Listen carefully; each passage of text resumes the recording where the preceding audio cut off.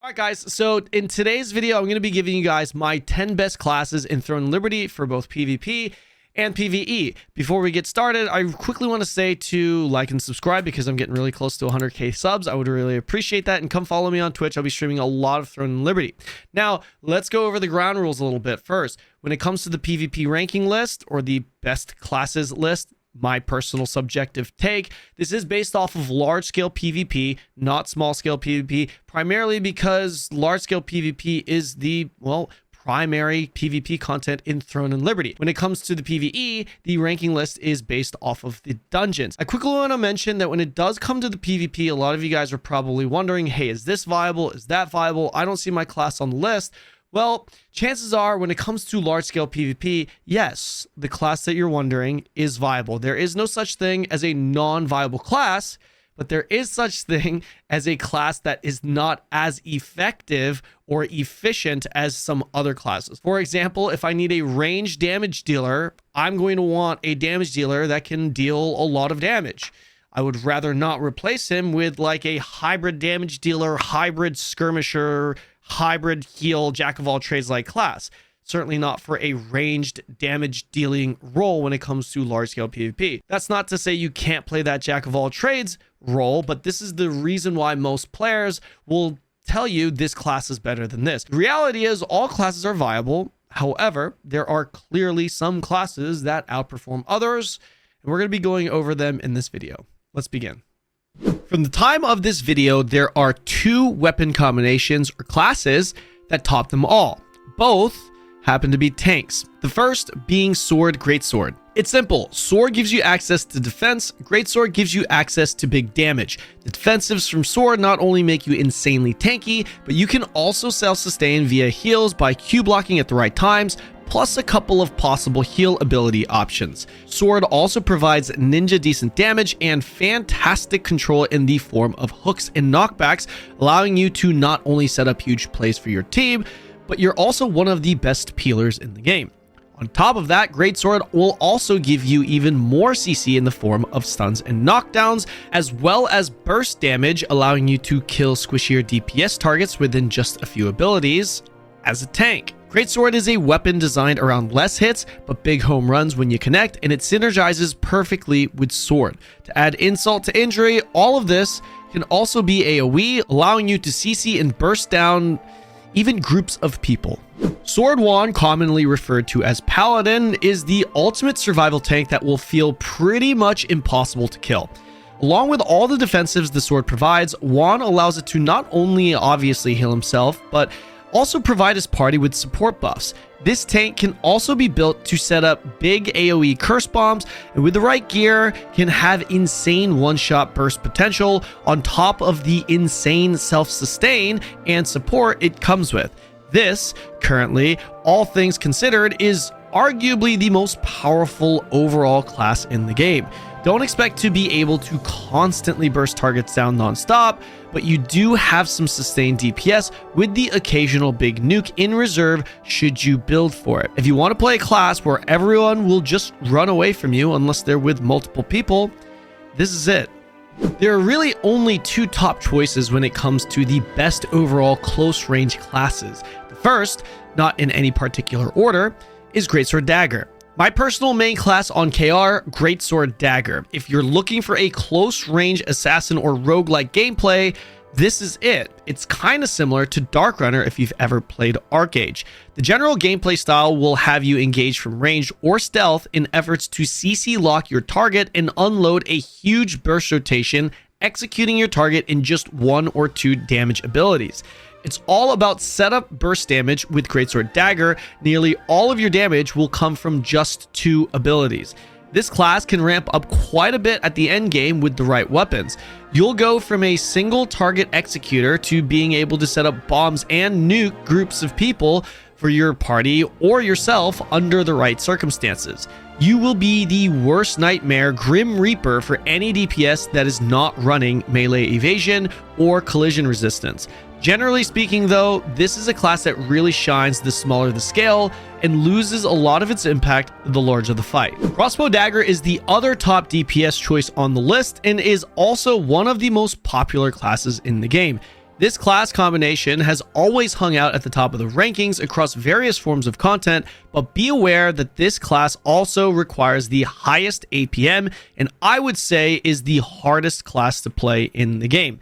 In the early game, Crossbow Dagger, much like Greatsword Dagger, has big nuke potential, with the only difference being that Crossbow doesn't need CC to set up the damage and has much higher overall DPS, meaning they have more damage uptime and pressure on their targets.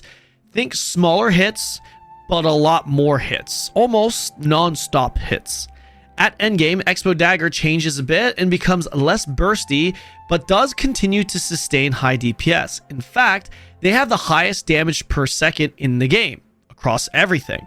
Expo Daggers also scale incredibly well with evasion and become the most elusive DPS in the game, being able to sustain really high amounts of evasion. They almost feel like a rat that's difficult to lock down, and they just keep pressuring you with non-stop damage.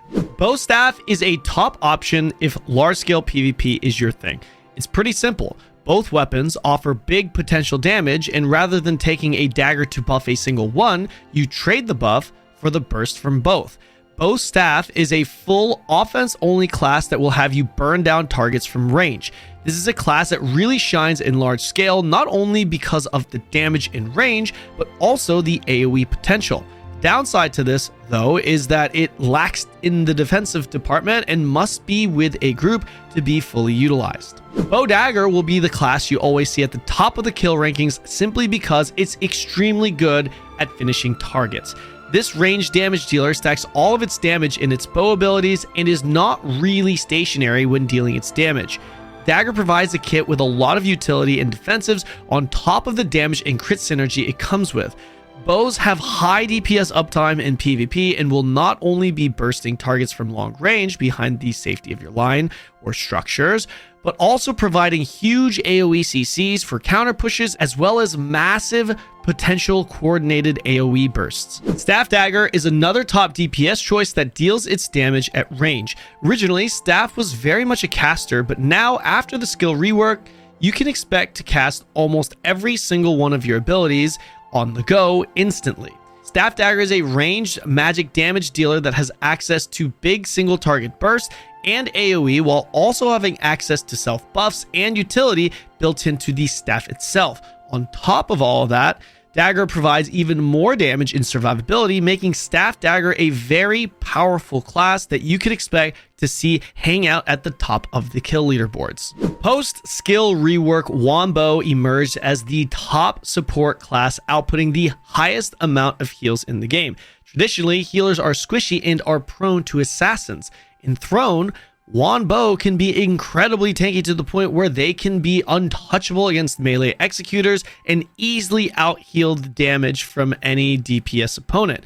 Multiple DPS opponents, actually. Having a huge arsenal of cleanses, buffs, regen, hard heals, and even hard cooldown resets on your biggest abilities, Wand Bow is the support class for all parties. Wand Staff held the title for the top support class for a long time. Despite Wand Bow coming up post-skill rework, Wand Staff still remains a top choice for supports. Rather than having maximum heal output, Wand Staff provides you with a bit more damage and additional utility, including a very valuable pull ability, allowing you to save your teammates. If you're worried about healing output, that won't be a problem at all, considering Staff synergizes quite well with Wand, increasing its overall healing power. When it comes to PvE, Sword Greatsword is hands down the top tank.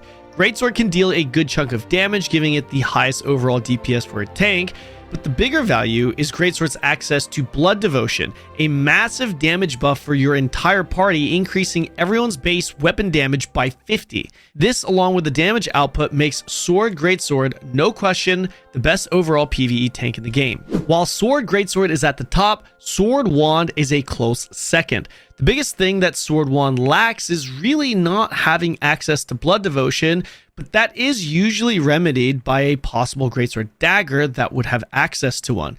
When it comes to the majority of the day-to-day dungeons you'll run at the endgame, Sword Wand allows you to not have to find another healer, considering this class can both tank and heal, allowing you to add an additional DPS to the party. Aside from this, Wand can also provide additional buffs for the entire party, and its ability to self-sustain goes without saying. Crossbow Dagger has been the king of DPS in PvE since the beginning of the game. There's really not much to say here other than the fact that it simply is on this list because it has the highest DPS. Expect lower cooldowns, high APM, and a lot of hits. These hits also synergize very well when paired with bow users that can offer the entire party massive cooldown reductions, speeding up the already fast experience. Crossbow Dagger has always been and is still the king of DPS, giving it a top spot in PvE. Leading us to the next top choice, Crossbow Bow. Party-wide cooldown reduction synergy has become meta, and because of it, Bow is easily the most in-demand weapon in the endgame right now. Pair the bow and its ability to mark targets via deadly marker, leading to party-wide cooldown reductions, with Crossbow, the highest DPS weapon in the game that also by design procs the cooldown reduction the most, and you have an S tier PvE weapon combination. What other weapon combinations juice damage aside from Crossbow? That would be Bow Staff. After the skill rework, Staff has really stepped it up with not only damage but also speed. This class juices damage because it combines the hardest hitting abilities from both Staff and Bow, giving you an arsenal of hard hitting abilities. It's really that simple. On top of all this, Bow again has access to Deadly Marker, so that's another class that can apply a marker, reducing the cooldowns for everyone in the party. When it comes to the healers, again, there's really not much to be said. In PvE, you need a healer. Wand Bow is hands down the top choice, not only because of what it brings in the support department, but it also, again, has access to Deadly Marker, the mark that's applied to the boss, allowing the party to reduce its cooldowns significantly. Everything that was mentioned in the PvP section for this weapon applies even in PvE. This class will be able to offer the most amount of heals as well as various support buffs. And that's pretty much it, guys. Let me know what you think in the comment section below. Don't forget to hit that like and subscribe button. Follow me on Twitch, and I'll see you guys in the next video.